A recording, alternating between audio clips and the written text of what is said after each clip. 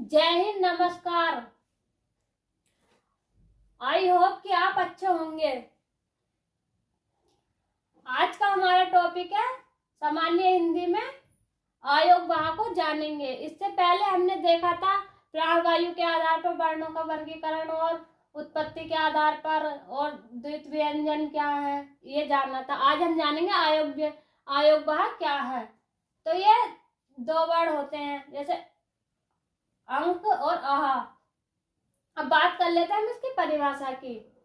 तो जो वर्ण स्वर की सहायता से बनता है लेकिन व्यंजन के अर्थ का वहन करता है तो अयोग वाह कहलाता है। ठीक, अब बात करते हैं हम आगे।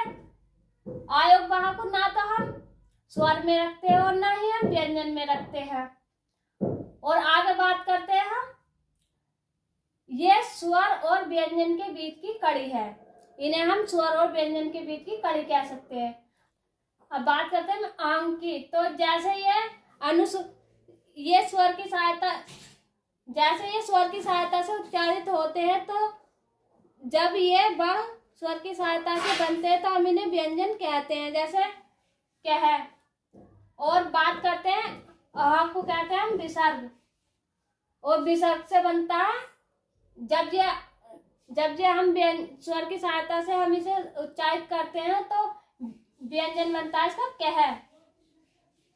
अब बात करते हैं हम यहीं पर नवनिर्मित ध्वनि या आगत ध्वनि, विदेश से आगत ध्वनि, ग्रहित ध्वनि क्या है, कौन कौन सी होती है, इसके अंतर्गत कौन कौन सी आती है। तो सबसे पहले हम पढ़ते हैं अरबी फारसी ध्वनि। ये कौन कौन सी है?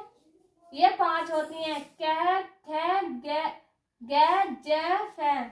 इन्हें हम आगत ध्वनि भी कहते हैं। अब बात करते हैं जैसे उदाहरण में जिंदगी और ख्वाब। और आगे देखते हैं।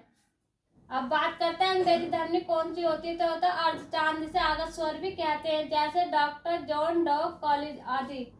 अब बात करते हैं अकारांत की। किसी शब्द का अंतिम वर्ड स्वर होता है तो उसे अकारांत कहते हैं, जैसे अजय। अजय में लाट शब्द क्या बड़ क्या है? यह। तो यह प्लस ए, तो इसका क्या हो गया? अकारांत। जैसे नदी, नदी में द प्लस ई तो इकारांत। भालू में ल प्लस उ तो उकारांत। है में है प्लस ए तो इकारांत।